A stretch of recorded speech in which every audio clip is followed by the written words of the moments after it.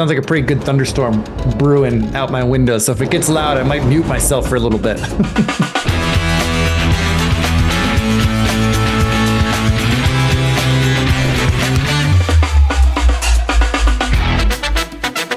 All right, Sir, well, let's see what Anarie feels about being called the Blonde Mother. Let's bring her on. Anarie, welcome to the show. Thanks for being here. Excited to be with you guys. Actually, my heart is hurting just a little bit since you did say at the very beginning, introducing me, oh, she's been around. So I mean that in all the best ways. Like you're wise. You have lots of wisdom to share. You've seen it all. This is good. You don't look a day over 22, Anarie. Come on. Who are we kidding here? You know, when you call somebody like one of the OGs of finance or something like that, when we say that to a guy, it's always a compliment, but it's different for the ladies, you know? All right, noted. Anarie, you are the first female guest we've had on the Off the Charts. So congrats for that. And I guess clearly we need to work on our manners here. Not at all. I had a lot of sons. Manners are sort of the things that you hope, but there's gonna work on them a long time. Speaking of your sons, you mentioned your sons. One of them plays basketball professionally in Europe. Is that right? Or just one, right? That is correct. Tell me about that. Let's start right there. That's exciting. You know, he just always wanted to play basketball, and I'm not his genetic mother. I've just been around a really long time, and so he's 6'9", 240. And he's a big kid, always wanted to play, and just had a free ride to Penn State, and then got his graduate degree at UMass. And he got recruited, and he played in the Balkan leagues, and he's played in the British Basketball League. And the last stint he had was in Pova in Portugal, which is my homeland. So it was very nice. We were up there for a couple of months watching him play. It was great. And that was just by coincidence, Anarie, that he ended up playing there? In Portugal? Yeah. It's whoever gave him he's always looking for a great coach and a good contract. He's got his fingers crossed for Japan. So that might be the next time you see me flying through the skies, because we'll go to wherever he's at to watch. How exciting for you. You've been able to travel to some of these places that he plays and get to see him play. And I mean, I follow you on Twitter. I see you sharing the pictures, and I'm always like, wow, Anarie is like living the life, traveling all these great places.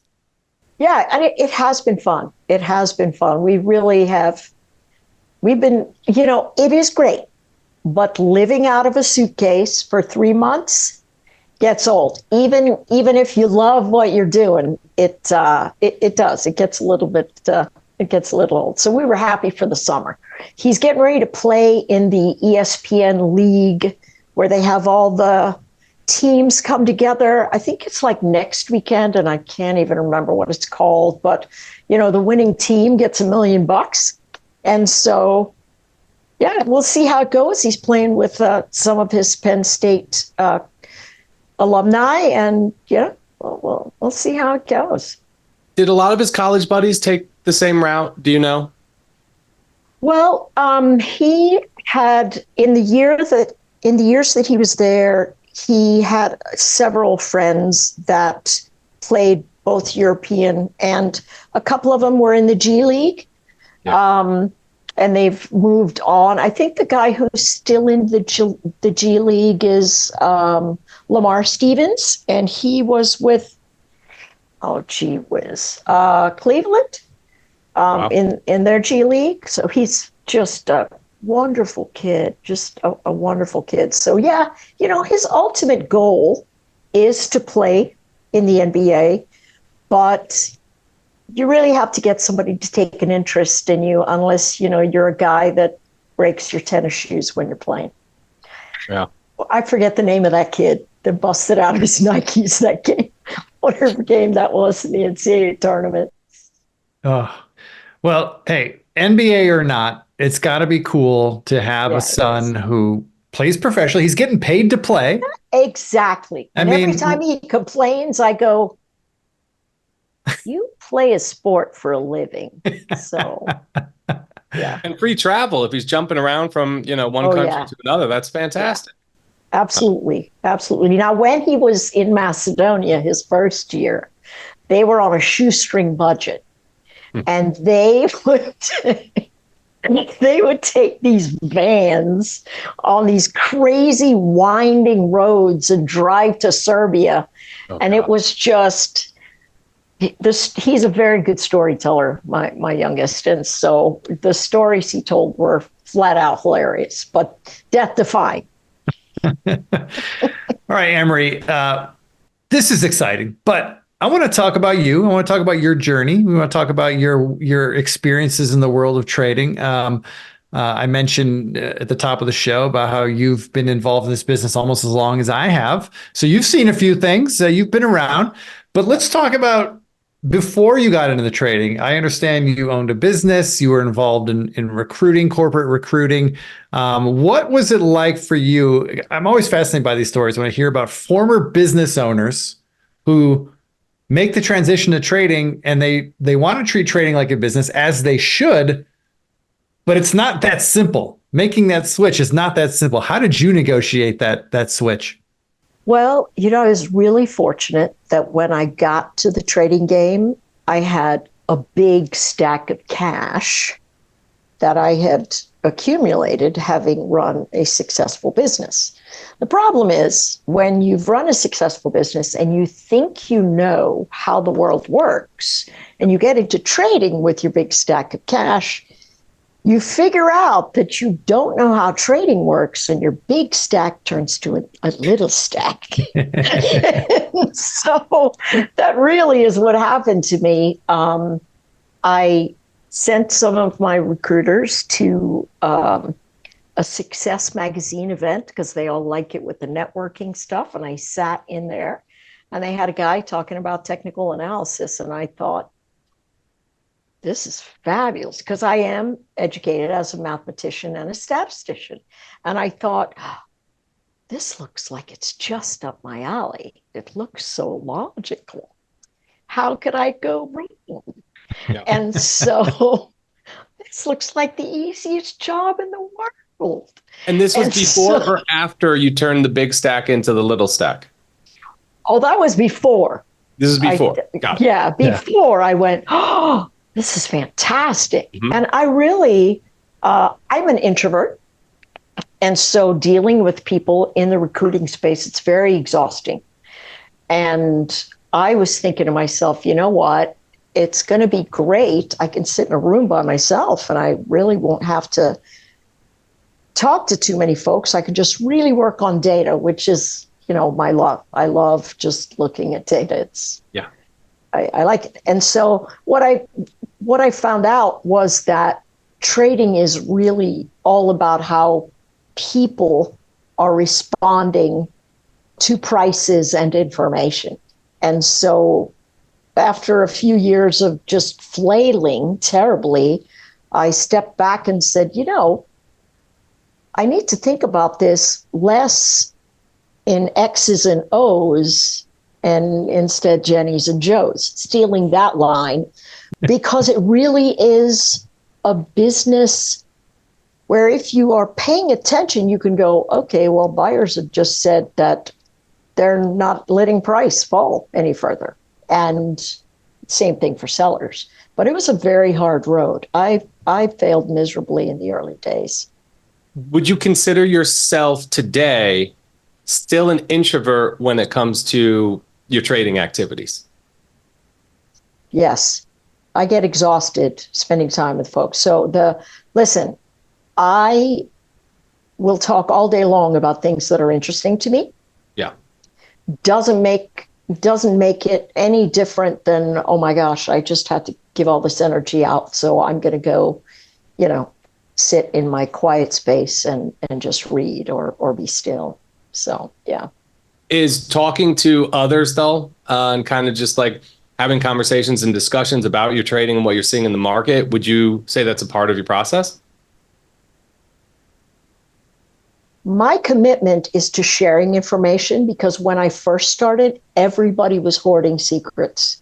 Yeah. The fantastic bit about Twitter, now X, is that the younger folks that were coming up, folks like you and Sean, you're willing to share more information, right? Hey, everything is a little bit more, hey, what do you have? What do you have? What are you thinking about? And way back in the day, nobody would tell you anything. And I really committed to, hey, whenever you figure this out, you're going to share it. You're going to be totally transparent. You're not going to worry about what's in it for you. You're just going to do it because it's the right thing to do, and the whole space will be better because of it.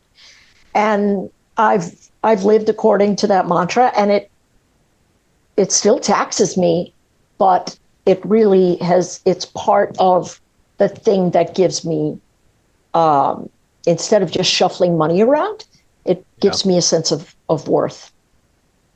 When do you think this transition occurred? Because at least ever since I've been sharing, my thoughts and writing on the internet for free, that was always the way. Like JC kind of taught me, and I didn't know anything else, but I know that it wasn't always that way. Was it like a strange transition, or did it happen very fast? How was that? I think I'm going to answer yes and no to that, because it seemed to be, there are all of those, like, I mean, I can remember, and there are a couple of guys that I still work with now. I like them, but they wouldn't share anything. I mean, I had one of them say to me, listen, if I had something that was really good, there's no way I'm going to tell you that so that you can exploit it. I'm like, okay, whatever, to each his own. And so I just noticed that there were some pockets where people said, hey, do it. Look, here's what's going on. And then some pockets where people were just sort of grifting and selling stuff.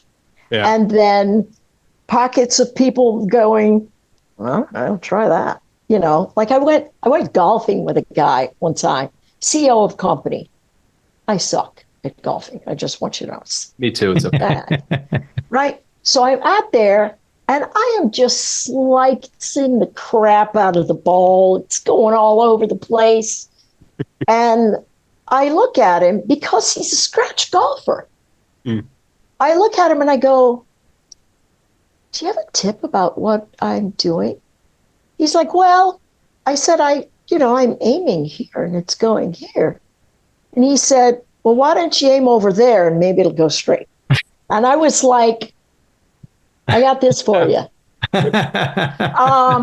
So, I never do the one finger, always three of them. So when that's what I felt like trading was like, talking to some people is so cagey. And I don't know what had happened, but I embraced Stocktwits because of that. I was like,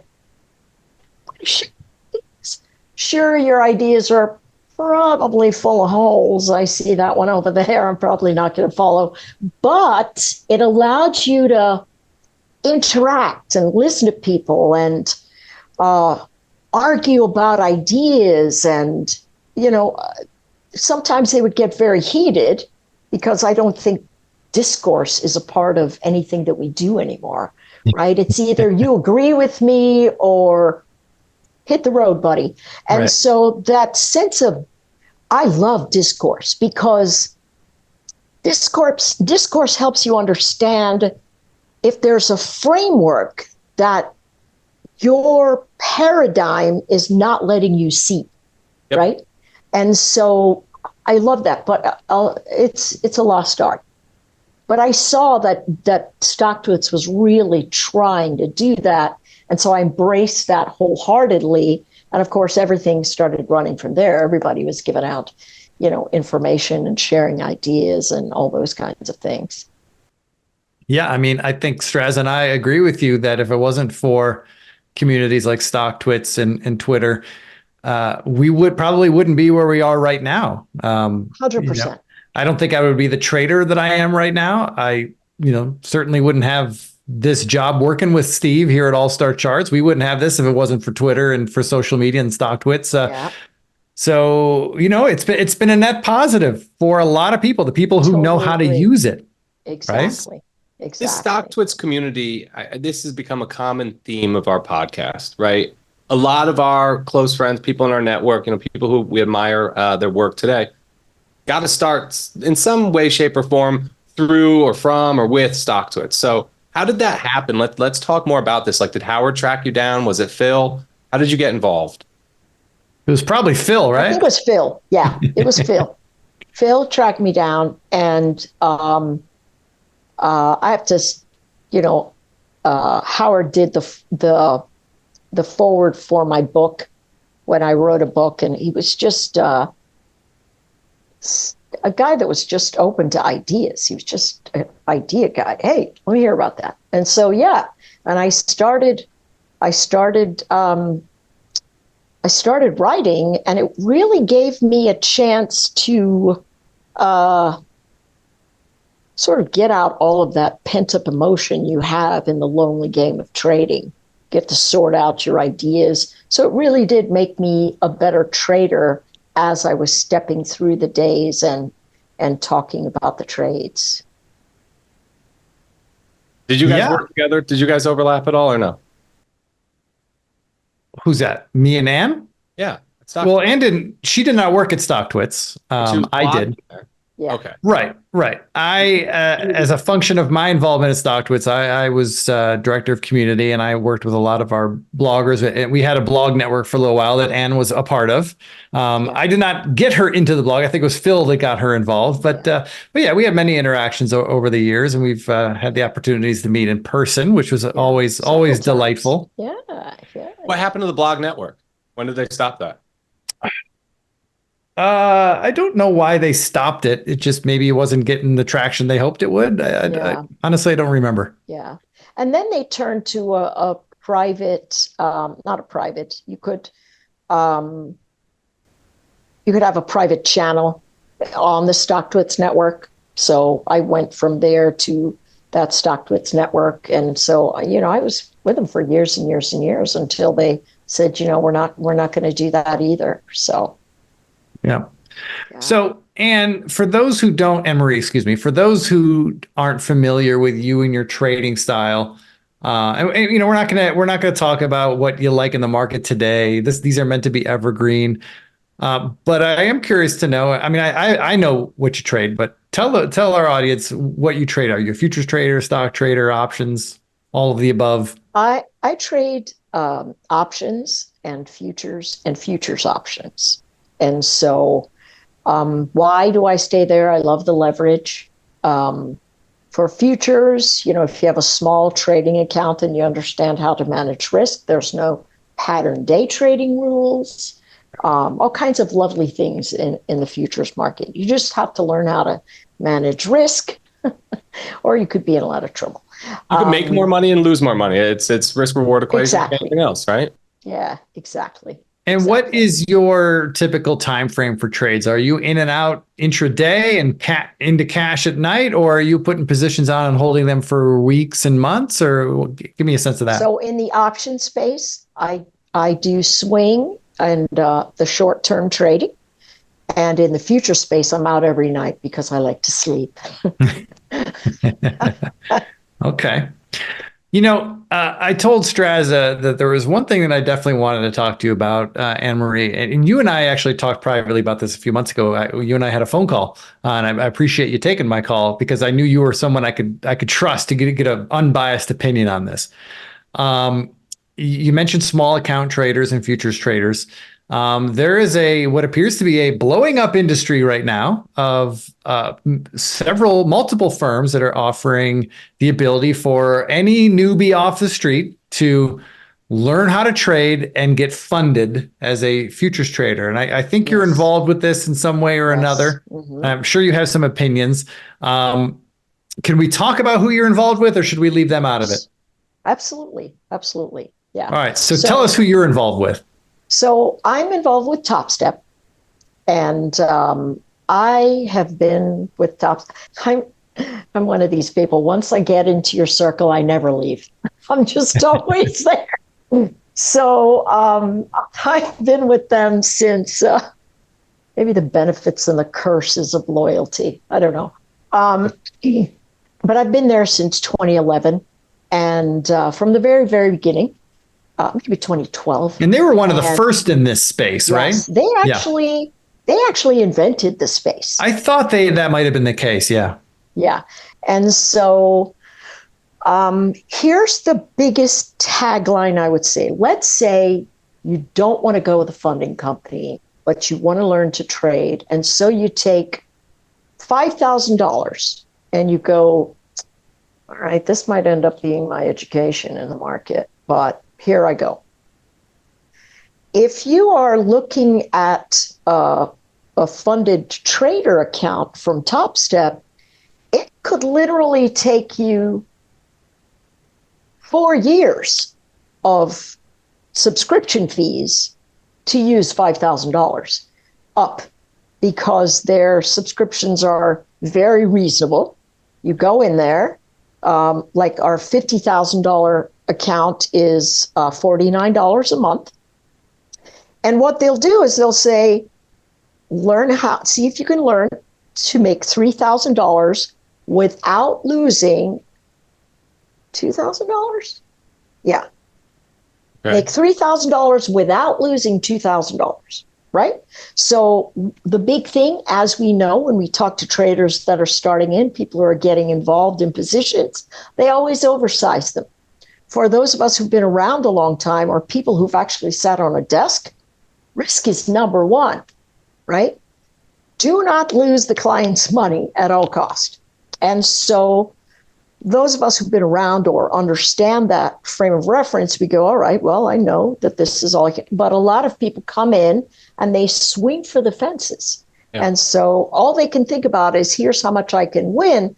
Well, what the system does is break that habit if you're going to learn it, because the second you have a $2,000 drawdown, you fall back to your practice account.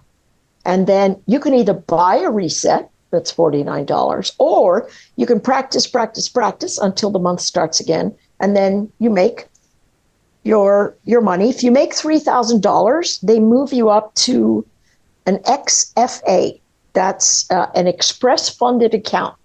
And that way you can actually make money while you continue to learn. So they give you an amount and they say, hey, listen, don't lose more than $2,500. And if you can make $200 a day for 5 days in a row, then you can take out up to 90% of what you make. We keep the 10% for, keeping the lights on. Yeah. And if you think about how people toss their money to the wind in the futures market, it is a great place to go learn. So some of them, some of the organizations that do it are not quite so reputable, but these guys are, and I've been with them from the very beginning. So I remember meeting the founder of TopStep early on. I was still living in Chicago. I remember I met with him on the floor. Mm-hmm. Michael Patak. I met with him on the floor at the Chicago Board of Trade, and we talked. And great guy, and I love the idea of what he's doing. And I've spoken to you, and I've spoken to several other people that I trust and respect, who have said great things about companies like TopStep and similar companies. However, on the flip side, I've also talked to other people that I trust and respect who have a completely different take on this industry. Not necessarily TopStep, but others like it. There's seemingly new companies every week that are offering this. Yeah. That they're worried that it's a scam, and I'm sensitive to this, Anarie. And you and I talked on the phone about this, but Steve doesn't know this, but I'm a little bit sensitive to this because I run a meetup group here in Colorado. We get together twice a month. I have lots of people that come to these meetups. A lot of new traders come to these meetups. And I'm hearing repeatedly from people that I'm just meeting who are involved in some of these other companies. I'm not going to name the names, but there's many others, and they're doing it. And the general sense that I'm getting from these people is that they're just getting ripped off. They're set up to fail, and it feels like these companies are just, they're subscription mills that are just trying to milk you for money. I have one particular person I have in mind who comes to my meetup group. She's for lack of a better way to describe her, she's an elderly woman. Okay. I mean, she's in her 70s and she's been trading with one of these companies now for at least 3 years. I might be being generous with that. It might have been actually longer, but it's been at least 3 years. She's been paying the monthly thing every month. She's never gotten to the hurdle where she can actually earn money with these things. And I'm like, I feel like she, in her case, she's being taken advantage of or sold a bill of goods that, she's never going to be able to, do it. But she just seems to have an endless amount of money to spend on these things every month. Yeah. And so I'm concerned. Yeah, I get that. And so here's the thing. Everything that we do has to have an anchor in self-control in the trading space, right? And a lot of times, so a guy that I know, do you guys know Tom Hugard? I love his book, Best Loser Wins. That's the best book I've read in the last 3 years of trading. I know. So good. So good. I talk about it all the time. Yeah. So Tom's a bit of a no bones about it kind of guy. And he hates the industry because he feels that the downdrafts that people experience are not wide enough for them to continually work through how to trade. Like they're not learning? Like they're not losing enough real money? What do you mean by that? No, that the spread between, okay, you can lose as much as 2,000, but you have to make 3,000. He thinks that number is too small. Now, and that's for the small account. So in his mind, and in the mind of a lot of other people, there needs to be more elastic risk events for people to learn, because sometimes we have to draw down a little bit more so we can pick up and move. The flip side of that is risk is the most important thing that we have to manage as a trader. And if you're sitting in a box and if somebody says, listen, these are the rules. If you get over here, you're going to be able to do this. And if you don't get over there, you're not going to be able to do it. And so the thing about Top Step that we have every day is we put a list up of everybody who's pulling money out of their accounts. We put a list out of all the top money earners. We have traders on there who are working through their combines.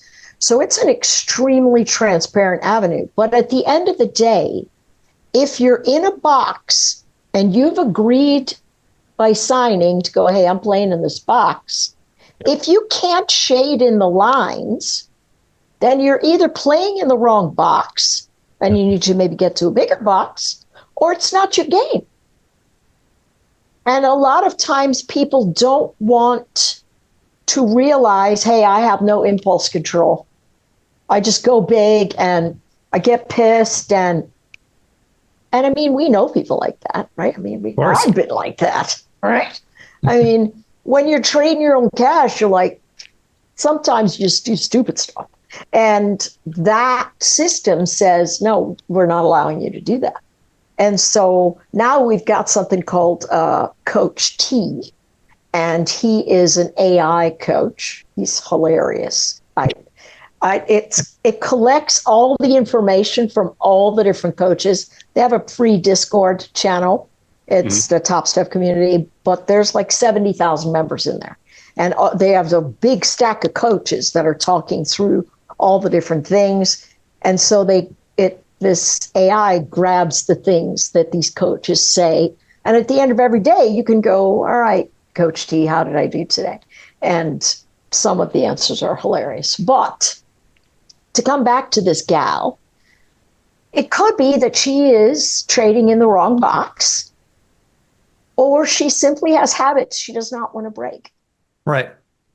I'm certainly not laying full blame on the company that she's working at. Oh, yeah, it's always She a is. two-way street. Oh, absolutely. I mean, she definitely needs to take a step back and be like, why am I Yeah, what am I shoveling doing? money into this Yeah, every month? exactly. And I don't have the heart to tell her no, right? I mean, Right. she's in her 70s, she's living her best life. Who am I to complain? But I just see that and it makes me concerned, right? Because look, I was a struggling newbie trader, and I've had times of struggle throughout my career, right? And absolutely.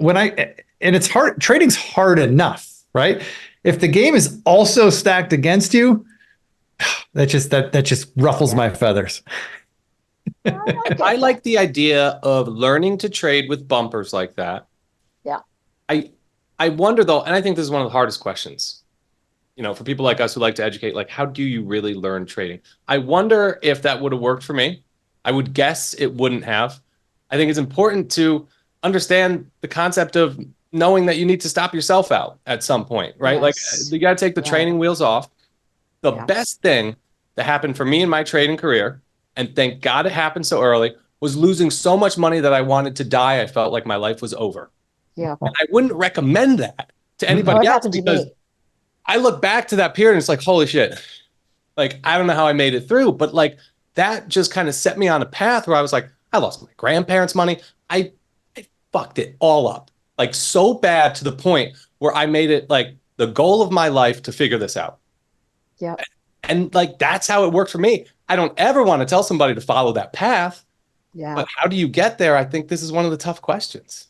No, Straza, you absolutely, that was my beginning. I mean, big stack, went to a little stack and never told my husband that I'd lost all of it. Uh-oh. Until he logged in and went, wait, what? Mm-hmm.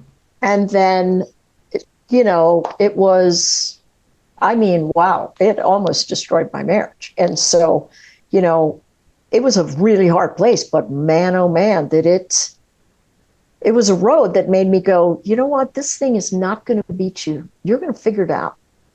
You're going to figure it out. And I kept after it. And luckily, he believed in me too. So I could keep going. This is very important. This is common, right? I mean, Straza knows this. The most successful people that we know, they all have stories like this where there was a struggle. And I could say firsthand, I started trading in 98 in an office with about 40 other traders. It was the .com bubble.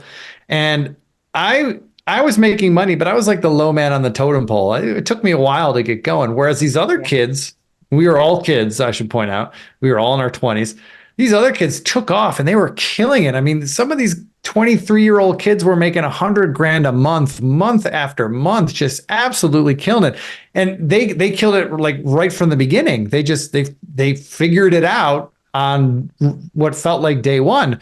Well, 25 years later, Anne-Marie, of those 40 traders, I don't know this for a fact, but I'm pretty sure that I'm the only one who's still in the game. Yeah. And all those guys just couldn't figure out how to make money anymore. So they killed it right out of the bat, right out of the gate. And then, they were a product of the market that we were in at the time, the .com bubble. Right. And the people that just killed it right away, they didn't actually learn any durable skills. And so when I hear from somebody about the struggles that they went through, the story that Steve just shared, right? Like, you have to go through the fire. You have to be stepping over and looking into the abyss. And you have to have that moment where you say, all right, it's either now or never. Like, we're doing this or we're not. And you have to make that decision. And you don't get there by winning. You get there by losing. Exactly. And see, when you aren't losing tens of thousands and hundreds of thousands and millions of dollars, and instead you're sitting in a $150,000 combine where you're learning it and you're like, holy cow, I would have lost a boatload today if I'd have done that. Let me study that. it's a great place. It's a great training ground. And a lot of people make their money and they leave because they have now they have an egg that they can work on and trade a little bit with and not give 10% to the company anymore and keep all of it. So, you know, it really is what you make of it. And a lot of people simply cannot learn from their mistakes. I mean, that's why some of us end up where we end up. We just keep making bad choices. I think everyone is different too, right? Like if, you know, one of the young guys from the analyst team who just graduated college wants to start trading, you need to lose enough money that it hurts.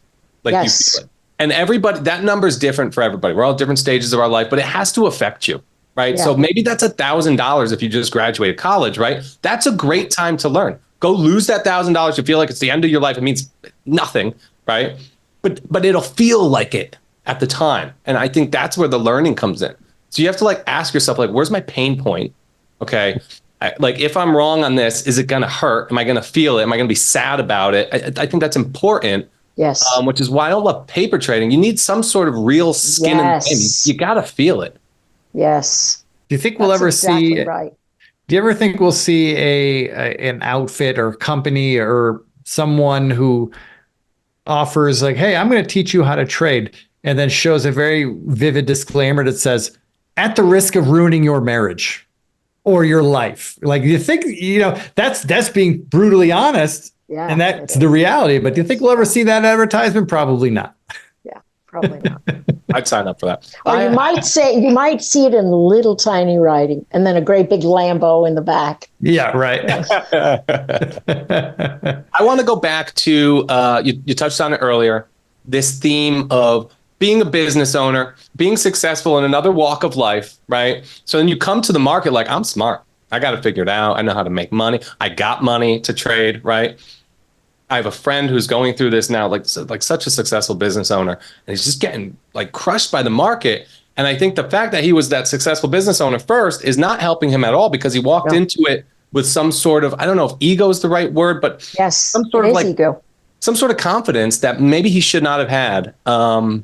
And it's just been kind of interesting to see that all play out. Yeah, and it really is, because here's the thing that benefits business owners in the world today. You have to be quick thinking, ahead of the crowd, stepping in front, and then going, you know what, whatever happens in here, I'm going to figure it out, because I've got enough faculties that I could jump into this pool cold, and pretty soon I'm going to have everybody eaten out of my hand. When you're a successful business owner, that's how you literally think. Oh, I'll handle that. Don't worry. Be okay. I mean, we might have a couple of kinks in the road, but I got it. And see, that comes because we are sitting in our bubble, and we know where our strengths and our abilities to influence come from. And we've forgotten that the market is not like that. And so we'll jump in and we'll go, listen, this is going the right way. I know it is. Whatever happens, I'll work it out. It'll come back. No, kind friend. Not like that at all. And so that the things that make us quick thinkers, jumping ahead of the curve, feeling that we can navigate any kind of situation no matter what, it actually puts us on the back foot. Instead, we have to sort of re-engineer our brain to go, okay, the similarities between this business and my old business is, one, I need to manage my costs, and that's going to come in wins and losses and whatever else that happens. Two, I need to learn to become an adopter of an idea versus the pioneer of an idea. Yep. And so when we say, all right, I can't be pioneer anymore, I can't pick my top, I can't pick a bottom, I can't do all of that, I'm going to become a first adopter. Well, how do you do that? How do you become first adopter? Well, all right, you got to figure out what everybody in the room is doing.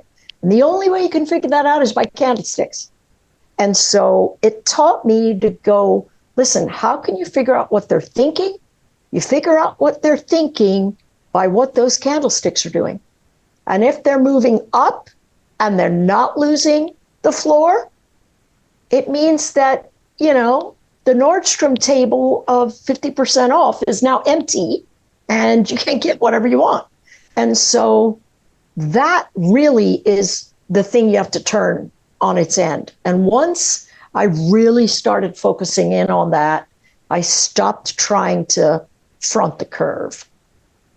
What I'm hearing is the problem that the business owner has to overcome in the market is all about control.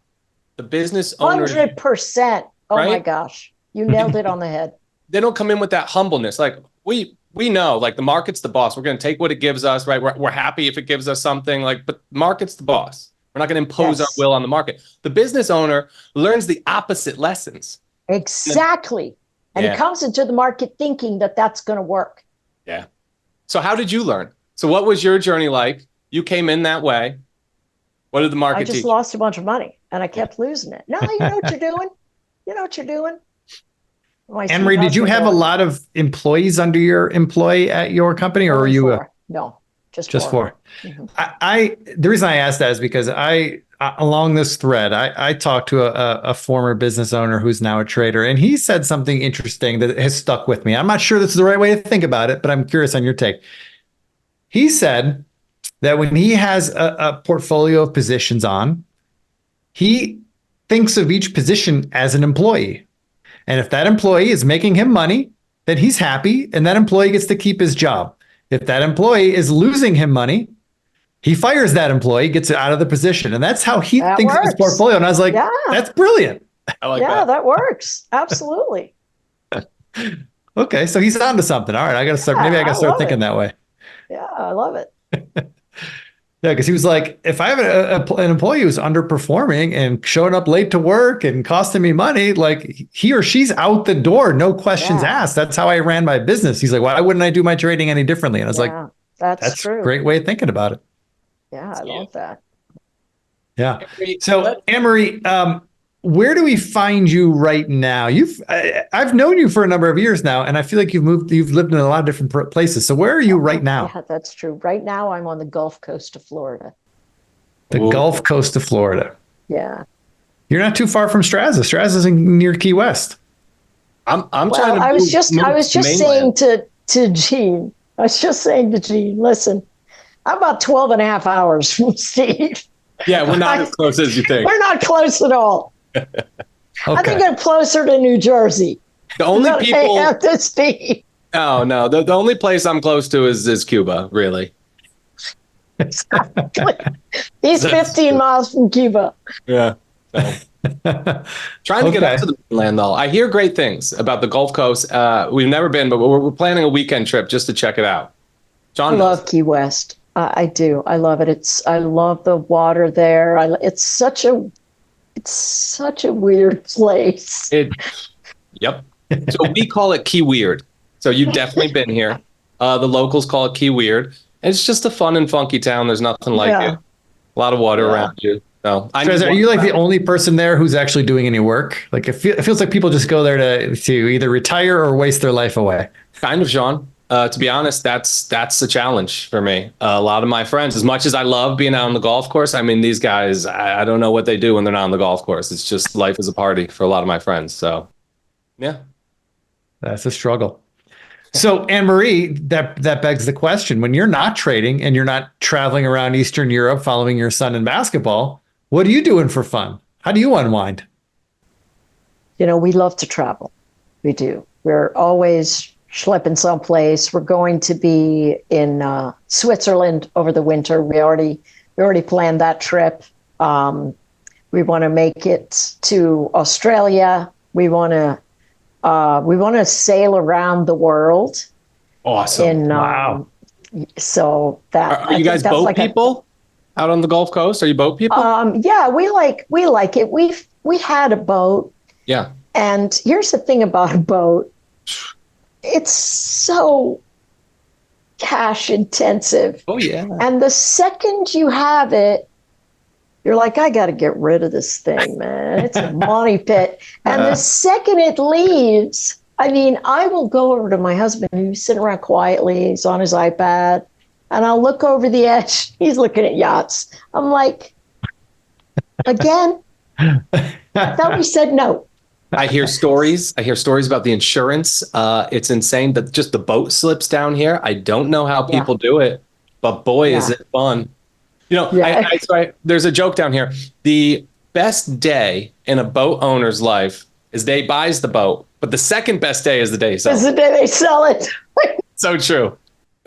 You know, the 100%.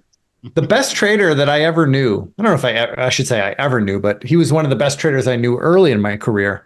He was also a great boat trader. So I started trading in Tampa, Florida. So, you know, boat culture down there.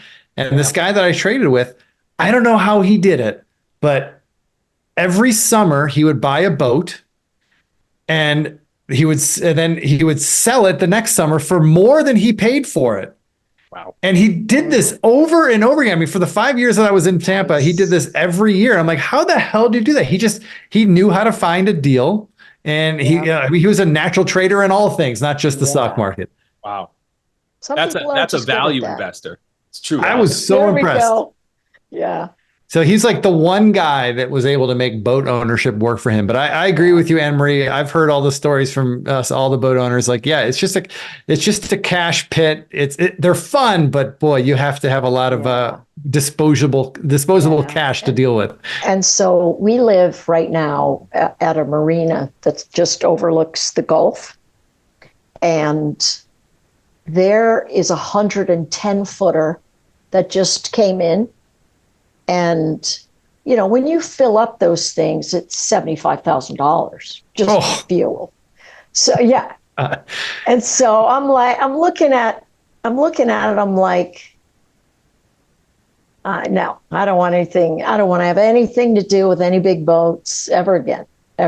I'll rent one. Let me rent one. My uncle lives in upstate New York. Well, he has a summer cottage in upstate New York on a little lake. He owns a little pontoon boat. That's my speed, right? Little pontoon boat, just nice and easy, goes slow around the water. It's doesn't take that much gas. I think that's my speed. Yeah.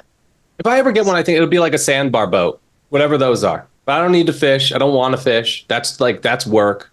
And really, I think the move is like, just make friends with the people with the boats. That's it. That's what I say. Pay for the gas. I'm like, whatever you got to do. That's the move. Yeah. So, Anne-Marie, I asked this question to everyone that we interview. What keeps you passionate about markets these days? Like, what excites you to come to your desk every morning? Listen, I have to tell you, I have to confess. I will run to my desk before I even brush my teeth. Yeah. Before I brush my hair. You too. Yeah. I want to know what happened while I was asleep. Yep. I love the markets. I love the crazy movements. I love reading people saying that this is the reason this happened and it having nothing to do with it. And I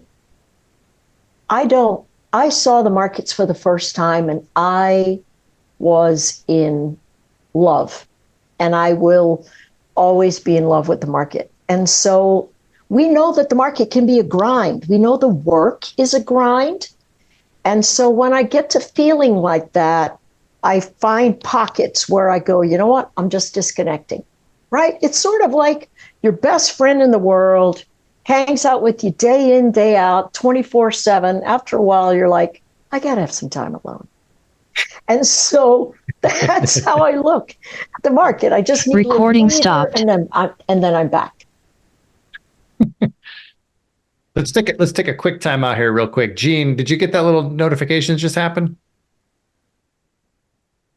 Okay, has nothing to do with what we're doing here, right? Okay. All right. Sorry about that, guys.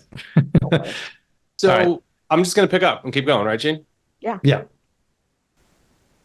So it's not for the love of like the end result, the money. It's more No. the challenge, like the journey. It's the Yeah. competition. It's the game that you're playing that Yeah. kind of just that's what you're obsessed with. Yeah, it is. It's not, here's the thing. Money is nice, Yeah. but if it's your objective, you can forget about it. There is a fever that you have that's going to take you through the valleys.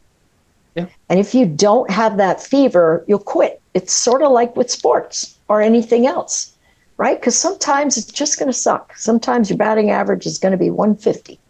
And so that's really how and I love the puzzle of it. Ooh, I wonder, Yes. and I'm always conscious of the fact that the market can punch me in the face.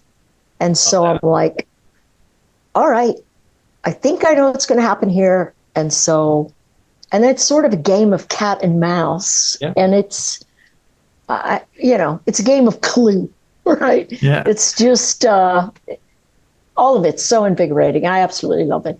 All right. I have a question, Anarie. You mentioned that you love to travel, and I know that you do travel a lot. A lot. Yeah. This is topical for me because tomorrow morning I'm leaving on a 6-day camping trip, and I'm going to miss 4 trading days. And I'm filled with a little bit of anxiety about that. Why? I don't know. Like I have a little bit of FOMO. It's earnings season. Maybe I'm going to miss a big trade. I have positions on. I mean, my positions are options trades that have defined risk. So I should be comfortable, but I'm still like, what if I miss something? And so when you travel, how do you deal with that? I think at some point you have to get comfortable with the fact that there are going to be people at a party that you're just not at. And so, Yeah. I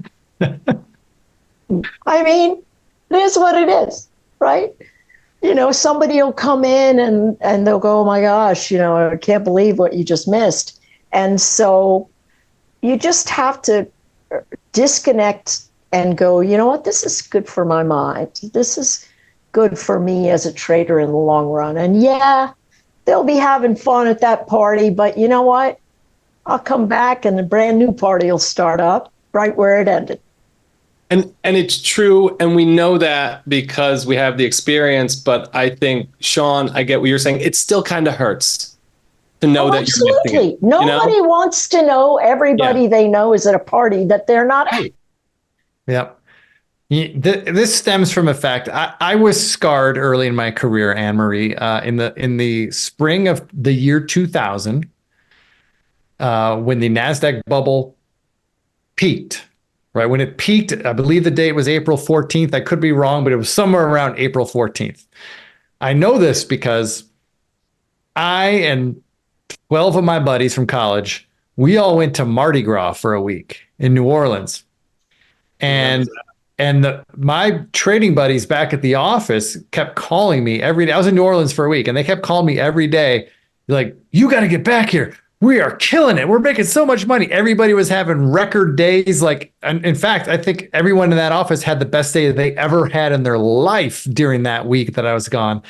And that has just been stuck with me ever since. I'm like, oh, yeah. I missed the greatest trading week of my career because I was getting drunk at Mardi Gras like an idiot. Yeah. You need therapy for this. I do. This thing really affects me. Stress has heard me mention this many times. I keep bringing it up. I'm sorry. I'm traumatized by this. Well, I think it really tends to that feeling that nobody wants to be left out of anything that might be grand, anything that might be fantastic. We just hate feeling left out. Yeah.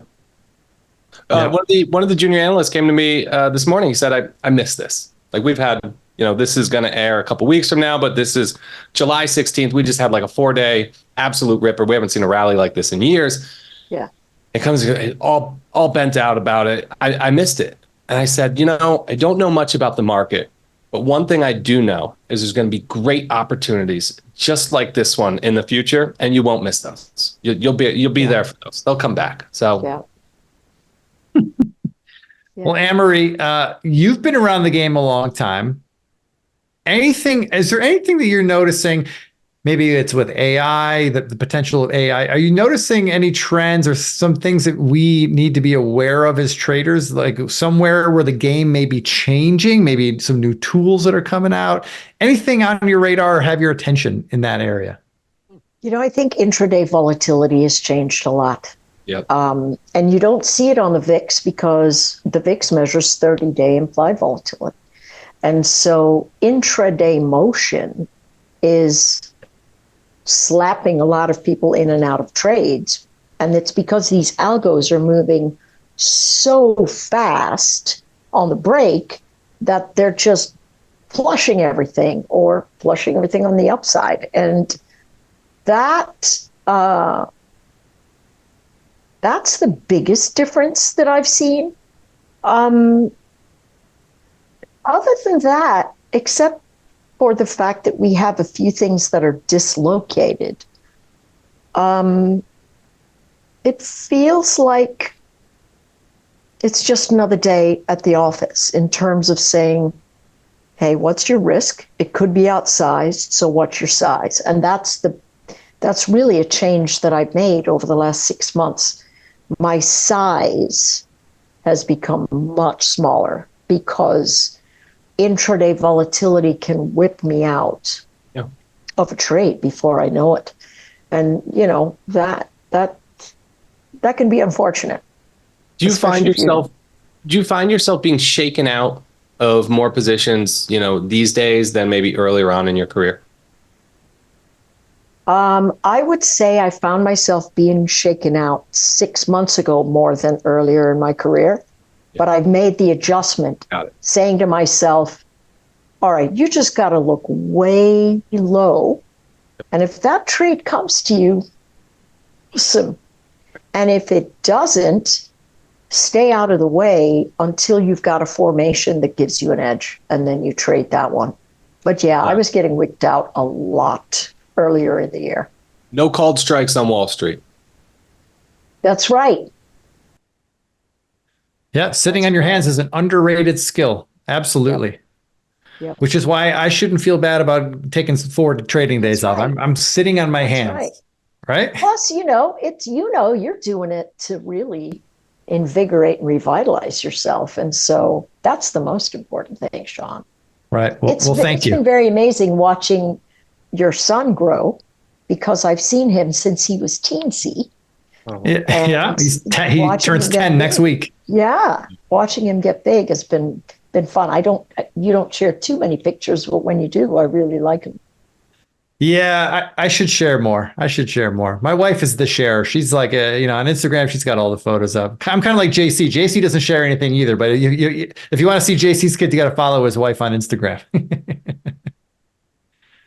Yeah. Well, Anarie, this has been wonderful. We promised you we would only take an hour of your time. We've taken more than that. We had little technical difficulties when we were getting started, so you were very patient. Thank you very much.